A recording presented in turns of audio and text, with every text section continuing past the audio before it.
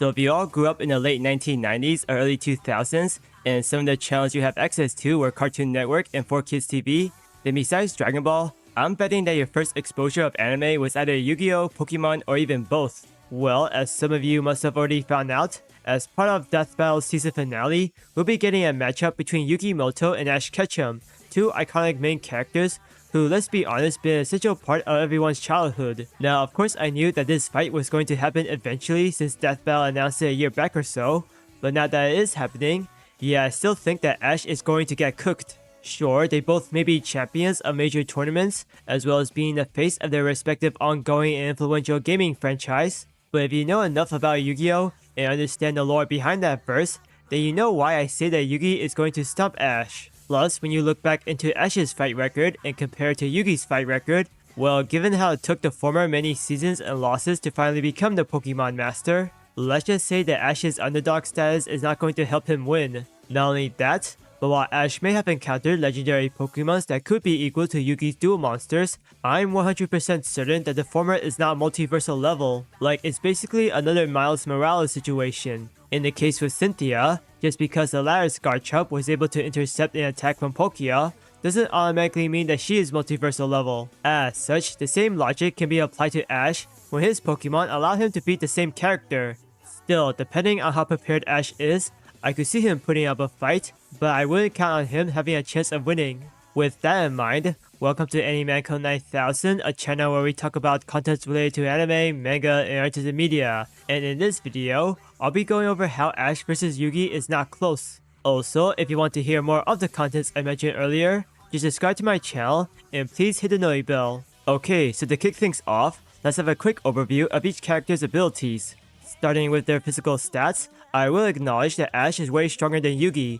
like surprisingly so. After all, he was strong enough to lift and throw a whole wooden log without breaking a sweat, durable enough to withstand attacks like Pikachu's Thunderbolt and Charizard's Flamethrower on a daily basis, and agile enough to jump from the ground and reach all the way to Team Rocket's air balloon, which was also high up in the air. Honestly, I don't know what kind of donuts that Ash been eating, or how he's even able to perform feats that are beyond human level, but if this fight was just them simply throwing hands, then the king of games would be greatly overpowered. That being said, I do have to point out that while Yugi's physique is relatively normal, his own durability is no joke. Granted, the OG MC doesn't usually show it, but during moments when dual monsters become real and not just simple holograms, he's shown to at least be able to withstand attacks that would sometimes cause mid to large size explosions. Case in point, just look at the enemies he dueled against in the films Dark Side of the Dimension and Bonds Beyond Time. Yes, both films do belong in separate continuities of the series, but they are nonetheless proof of how tough Yugi can be as he manages to endure his opponent's monster's attacks. Additionally, I should mention that unlike Ash, Yugi, or specifically Yami, does have magical abilities to help make up for his lack of physical feats. One of which is creating a force field that is strong enough to block a powerful flamethrower, and knowing it can somehow block that, I'm sure it could do the same against any of Ash's simple punches. Now, as for the rest of Yugi's abilities, well, they mostly deal in psychological damage, which Ash could overcome as he's shown to be resistant towards mind control and hypnosis. However, against the former's Mind Crush, an ability that metaphorically shattered a victim's heart, or in some cases exorcise evil spirits, or render the victim unconscious, I don't think that even the latter could defend against that. Then again, Ash does have aura, so for all we know, the Pokemon Master could use it as armor and protect himself against Yugi's Mind Crush. But considering how he's never shown to perform such a feat, or use aura directly in battle, it is very unlikely that such a feat is possible. Though I guess it wouldn't matter since Yugi will only seem to use the ability after winning a duel. Regardless, for this particular matchup, we're technically not focusing on these two since in universe both characters aren't really fighters. Instead, the focus will mainly be placed on the various monsters they are able to summon on hand, as well as their overall playstyle when commanding said monsters. Here's the thing though, because the rules in duel monsters are so much different than the rules in Pokemon battles, such as how the former is mostly turn-based while the latter in the anime occur in real time, and how monsters in Yu-Gi-Oh! Are destroyed based on who has the higher attack power, it does leave out the question of how the fight itself will be set up. Now me personally, as a way to pay homage and respect for both series, I feel it would be more appropriate if a shadow game was created, and within that game, both players will be following rules that are a mix of the ones we know for duel monsters and Pokemon battles. For instance, just like the tournaments in Pokemon, both players will only be able to select and summon up to 6 monsters and have them take down each other's monsters. At the same time, however, each player will have their own life points, and they will also be linked to the monster they summon. Moreover, much like the duels in Yu-Gi-Oh!, players can reduce each other's said life points either by attacking them directly or destroying the monsters they are linked to. Of course, in regards to the second one, the amount of life points being reduced is dependent on how strong the monster's attacks are and the monster's overall remaining health. Then, whoever's life reaches 0 first, that player will lose the match. They can also summon 1 to 3 monsters on the field at the same time, but that one comes with great risks. Nevertheless, that's pretty much my idea of how the fight could go. I mean, Death Battle might do something different, as he could just simply have both characters fight in a similar fashion to how Yugi was portrayed in that infamous Jump Force game, with each character fighting in their own respective element, but I think my idea will help even out the playing field. Though admittedly, you could argue that this would be going into Ash's favor, at least in regards to the 6 monster limitation, but frankly speaking, Ash needs this kind of handicap, especially since Yugi's dueling prowess was so great that Yubel, a character who once threatened to fuse 12 dimensions, wasn't sure if Jaden from GX could be him. As such, limiting Yugi's choice of monsters and forcing him to think carefully on which monster he can summon would help Ash last longer in a fight. But as to which of the 6 monsters that both players can choose and fight with, well, in Ash's case, this is pretty much easy to figure out. First, he obviously has to add in Pikachu, being his longtime partner, and oddly enough, his strongest Pokemon to date. And despite never evolving into a Raichu, this yellow mascot has proven to be so strong, it managed to face off and defeat many challenging opponents, even legendary Pokemons like a Regice, Latios, and Silvally.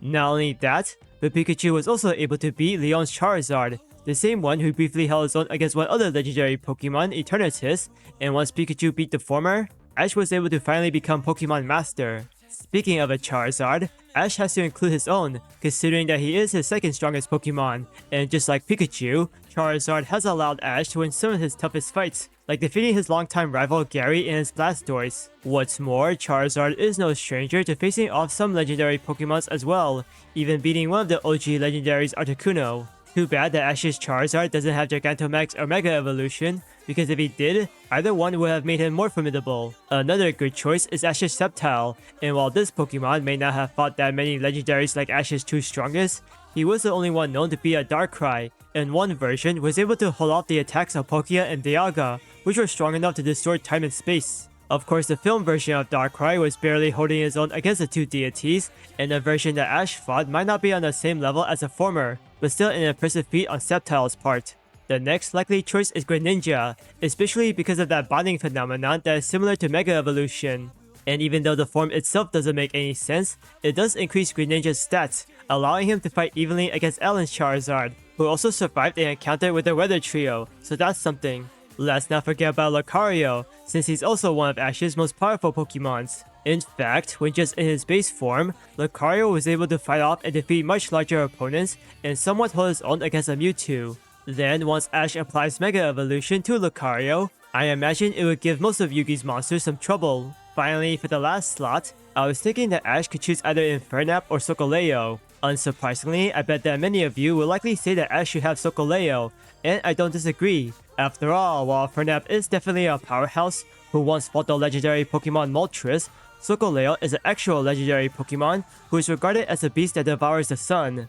Though whether or not it makes him star level is up for debate, but he is nonetheless powerful enough to contend against other legendary Pokemons who are just as strong or stronger than him. The only issue is that this version of Solgaleo is not officially owned by Ash.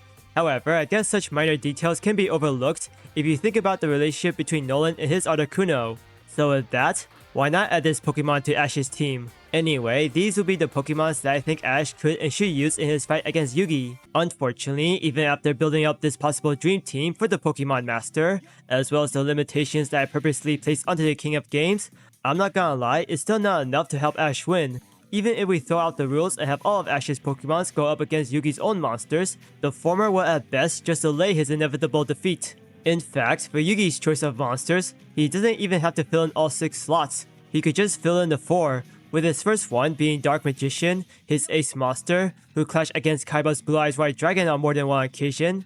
Then there's everyone's crush, Dark Magician Girl, who is just as tricky. Next is Karibo, mostly used to increase Yugi's defense. And lastly is his Egyptian god monster, Cypher the Sky Dragon, who by itself could destroy Ash and his entire team. Of course, if Yugi does have to use the last 2 slots, he would probably use them as reserves, saving them for other monsters that he might need to special summon, like the Magician of Black Chaos, Blackluster Soldier, or even the other 2 god cards, Obelisk and Ra. Actually, adding the last 2 Egyptian gods would just straight up be bullying towards Ash, and if Yugi were to summon all 3 of them, well, that is the very definition of overkill, especially since all 3 were able to beat another strong godlike monster, the Leviathan. Moreover, don't get me started on Halasi, the creator god of light, as it was powerful enough to erase the evil god Zork out of existence.